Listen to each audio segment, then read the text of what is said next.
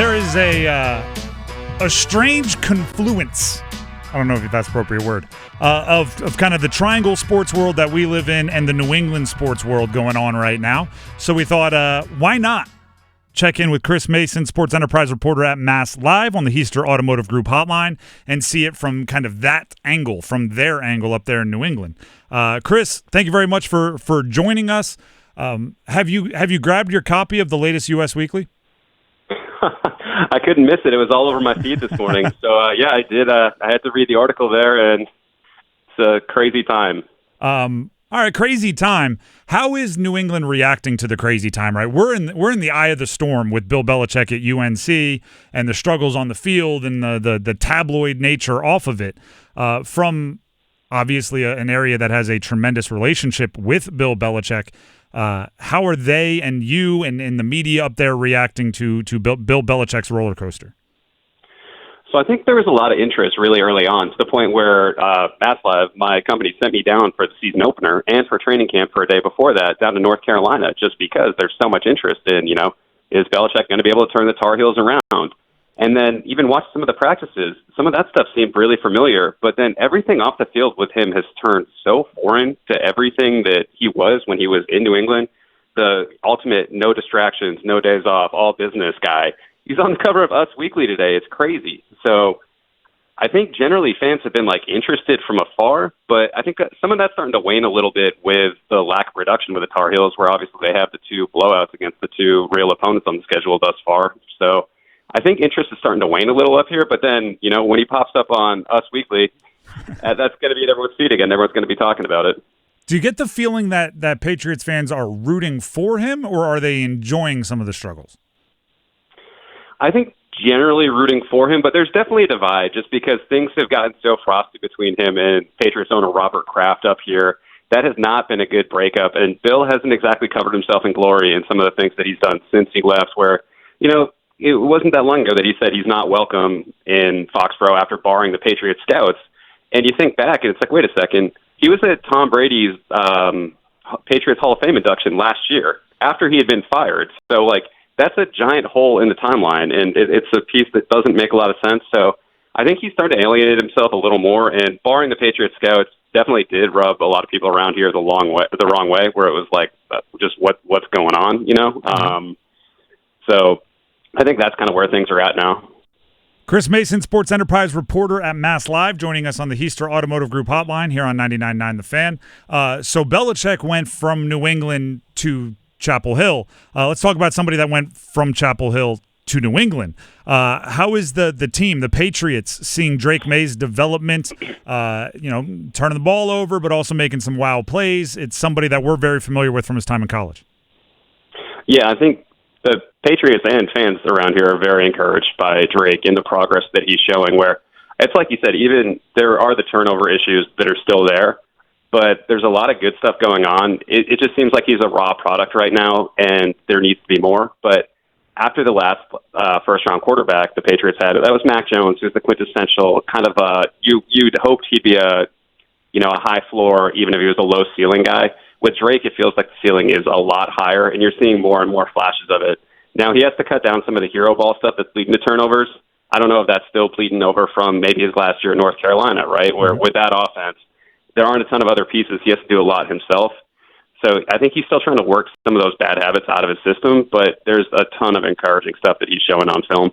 Is the supporting cast better, relative, obviously, but better than maybe that last year at Carolina? Who are the guys that he is leaning on so he doesn't have to play hero ball? Hunter Henry is a big one, where he's one of the most reliable tight ends in the league. And he does have a lot of pieces that are, getting closer. The roster was as bad as any in the NFL last year, so they bring in a Stephon Diggs, who is coming off the ACL, but he's been encouraging thus far. I think that the further you get into the season, the more his snap count's going to go up, and he's somebody that Drake didn't have at all last year. You draft a receiver like Kyle Williams in the third round and hope that he's someone that can keep playing his way up the depth chart, where he's already on the game day roster, and every time Drake targets him, he's catching balls. He's just not on the field that much yet. So I do think they've added some pieces. Now, there's still no marquee number one receiver. There's no one really close to that right now, and I don't think that's going to be Diggs either. I think he's, ceiling's probably a good number two right now, but that's still better than a lot of the stuff that he's been dealing with.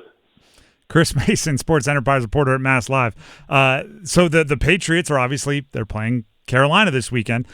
Lost to the Steelers on Sunday, sitting at 1-2. Maybe outside of what we've already discussed, Drake and his weapons, what are the biggest fixes or what's held them below 500 through the very early part of the season?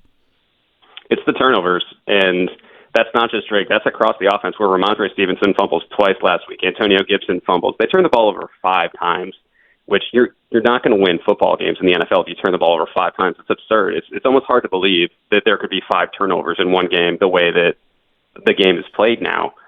But on the flip side of that, they still had a chance to win the game in the fourth quarter, which speaks to a lot of the productive things that they're doing, where the defense they gave up 2 touchdown drives early and then really locked it down until the very last drive of the game where they had like 6 drives in a row where nothing was happening. And offensively, they're moving the ball. 2 of those turnovers were at the Pittsburgh 2-yard line, too. So you turn the ball over twice in the low red zone like that, 3 other turnovers, and they still had a chance to win that game, which also I think some speaks to where the Steelers are at, where watching Aaron Rodgers in that game, he doesn't want to get hit anymore. He doesn't want to stay in the pocket. I don't know how great that's going to be for them long term, but that's kind of where they are right now, where they're a young team. They're still raw. They're putting good things on the tape, but ultimately last week they shot themselves in the foot too many times and couldn't finish because of it. Mike Vrabel is kind of an old school coach. If I'm running the Panthers defense, you brought up the fumbles. Ramondre Stevenson fumbled a couple times. Should I be putting at the top of the scouting report Travion Henderson? Is it finally that time where the second-round pick is going to be featured because he's flashed but hasn't really been given the volume? I think he will see more of a workload this week, especially I don't know if Stevenson's going to be like totally benched out of uniform, but I don't know how you don't limit his workload after putting the ball on the ground twice last week. Right? What kind of message does that send if you just trot him back out there? The issue with Henderson, though, has been pass protection early on, where they don't trust him as a pass blocker right now. And there were times last week where Stevenson fumbled twice, should be glued to the bench, but because they got into obvious passing situations down in the fourth quarter, they had Stevenson back on the field as a pass blocker just because they trust him in blitz pickup, and Henderson is still working through some of that stuff at the NFL level. So I think that's the only thing that's really holding Travion back at this point is he needs to earn their trust in the blitz pickup and as a pass blocker. Last question for you, Chris, and we appreciate you taking the time to jump on the show. If I'm Bryce Young, am I going to be throwing against Christian Gonzalez this weekend, the stud corner who's been out with the injury? What's the latest on Gonzo? Yeah, all signs are pointing to him returning this week, where I think he wanted to play last week, and ultimately Mike Vrabel held him out and said, hey, soft tissue injury, you've been out this long, take one more week, make sure it's all the way back. So I do expect Christian Gonzalez to come back, and that should be a huge lift for the Patriots defense because at this point, he's probably the best player on the team. So they've been without him the first 3 weeks. I would expect him back against Carolina. All right, Chris, we appreciate you taking the time, like I just said, and hopefully we can do this again soon. Yeah, absolutely. Thank you for having me on.